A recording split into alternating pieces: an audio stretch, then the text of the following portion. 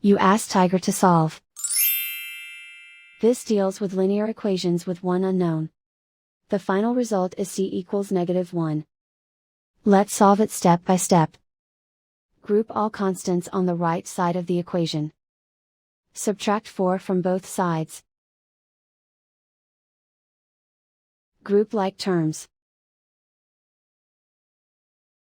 Simplify the arithmetic.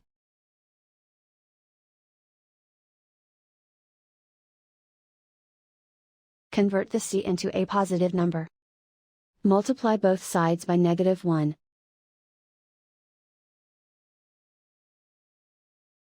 Remove the ones.